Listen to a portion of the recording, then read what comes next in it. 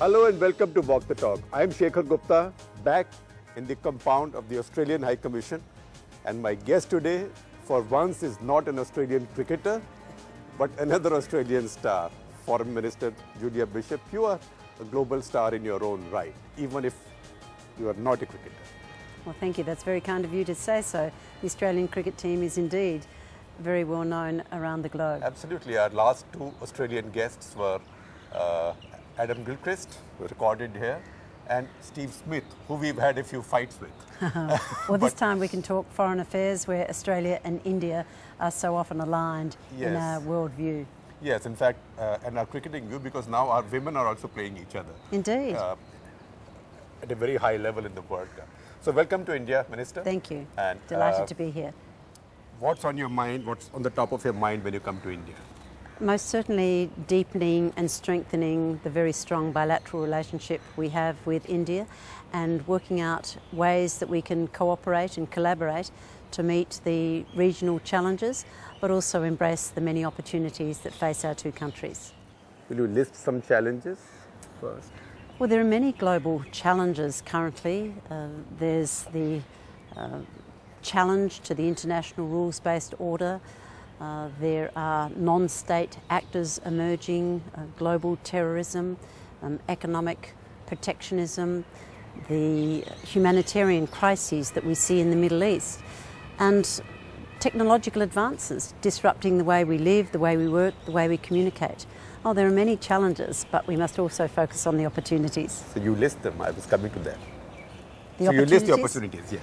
Well, for Australia and India, we're very like-minded countries. We're robust democracies. We're committed to the rule of law, to freedoms, free people, free markets. There are opportunities for us to work more closely together to deepen our economic and trade and investment ties. Already we welcome thousands of Indian students to Australia to study in our country.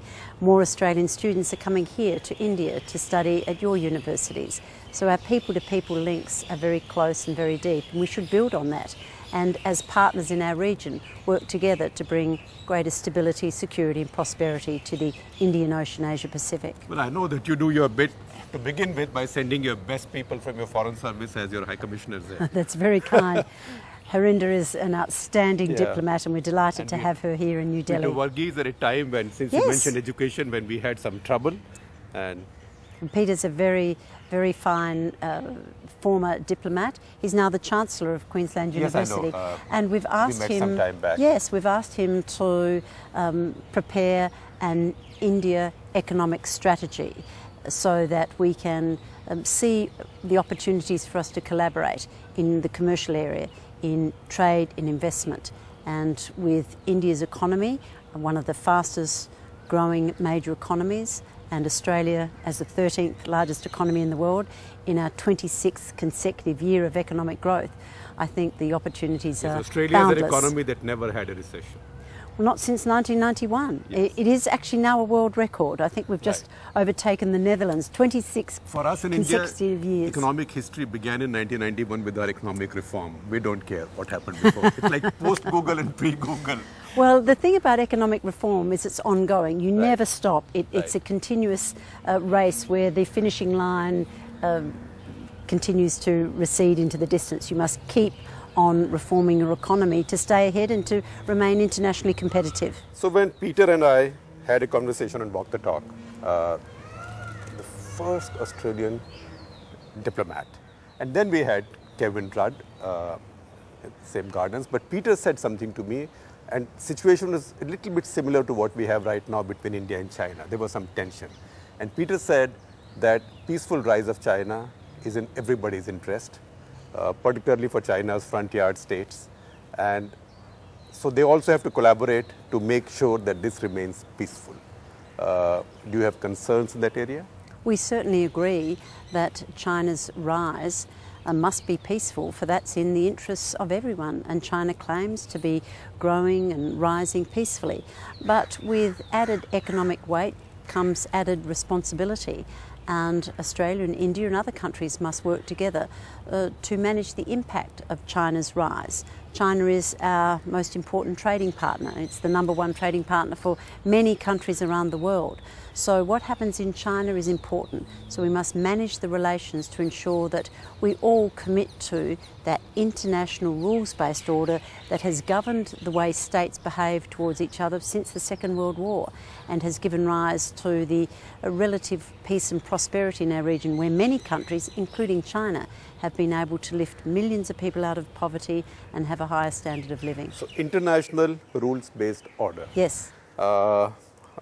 Do you find the Chinese pushing at the boundaries of it in South China Sea, with Japan, over the islands, and now with India? Well, there are many claimants in the South China Sea. There are about 8 countries who have competing claims, and then there are competing claims between China and Japan in the East China Sea. Australia doesn't take sides in these maritime disputes. We urge countries to resolve their disputes peacefully, as indeed India did with Bangladesh. Submit to the international rules through UNCLOS, the UN Convention, and accept it.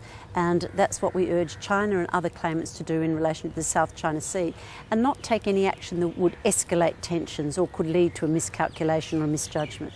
So how do you look at this, the Chinese creating just conjuring up new islands and pouring soil there? The Philippines took this matter to arbitration, and we accept the findings of that arbitration in relation to the various actions by China over the South China Sea, and we urge both China and Philippines to respect that arbitration decision. So we, unlike most other most of other frontier countries, we share a large land border with China. We also have a messy history. We also have messy memories. There are scars on the mind, more on the Indian side than on the Chinese side. How does India deal with this? How does India relate to China? I'm sure India has strategies for precisely this issue. High-level engagement between the leaders of the respective countries always leads to the opportunities for greater understanding. And if government officials and if the leaders are able to engage on a constant basis, then there are less likely to be misunderstandings. I also think economic connections are very important. The more you trade with another country, the more deeply integrated and entwined your economies, the less likely there is to be conflict. That's obviously not enough, because China enjoys a $60 billion trade surplus with India. Well, it's not only, but it does add to the likelihood of peaceful relations. Right. But engagement between leaders, engagement between government officials and members of parliament at all levels is so very important. So should the international community and countries like Australia, which are as Asian as they're Australian, should they worry about what's happening in the India-Bhutan-China tri-junction right now? Well, these are areas where we urge the parties to resolve their differences. And I had some very positive meetings today with your External Affairs Minister, with your Prime Minister, with your Minister for Finance and Defence. And we raised these issues, and of course Australia urges nations to resolve their differences as peacefully as possible. We all know what's at stake if there's a conflict, and so that's why we urge parties to sit down and talk through their troubles. So I know that you can give a diplomatic answer and say, I'm optimistic, and I will always be optimistic. But do you think enough is being done to control this situation, or can it get out of hand? Because for now, Chinese media is behaving like our media usually does when it comes to Pakistan. Oh, well, they are warmongering. I won't provide a running commentary on other countries' media. I have enough of a challenge dealing with our own media. Chinese media is a bit different because they speak for the government a lot more. Well, indeed. But of course there's more that we can continue to do to ensure that any potential conflicts are de-escalated, that differences are managed. And that's why I stress the international rules-based order. Right. This has dictated the way countries behave towards each other. It's been promoted and guaranteed by the United States as the major power since the Second World War. But with emerging powers, there are always tensions. We just have to manage those tensions. So, since you mentioned United States, are some of the new tensions and instabilities a consequence of what is seen to be United States' declining power? I wouldn't accept that the United States is a declining power for the foreseeable future. It will be the largest economy, have the strongest military. It is the world's only superpower. But there are, of course, emerging powers. India is a giant power. With your economy growing, with your increase in military might, with your increase in connections and partnerships and friendships with other countries.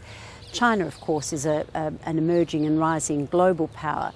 So there will inevitably be tensions, but as far as I can see, the United States will be the dominant economic and military power for the foreseeable future. I hate to use the word but. Please. But with Donald Trump and with the mood through these last elections and beyond, there is a sense of insularity that's creeping into the American mind. Why should we go and it's not our job to do all this? Is America becoming more inward looking, and is that bad for global stability? We should look at what the US administration is doing. We have seen the US administration take action in Syria when the Assad regime used chemical weapons. We've seen Secretary Tillerson seek to negotiate peace in the Gulf countries. We've most certainly seen very high-level visits from the administration, from Secretary Tillerson, Secretary Mattis, Vice President Pence throughout our region, and President Trump has confirmed that he'll be attending the East Asia Summit later this year. So US engagement is still strong. The President is taking a very strong stand on North Korea. So if you look at the actions of the administration, they're not the actions of an insular United States. They're the actions of administration that still wants to shape and influence world affairs.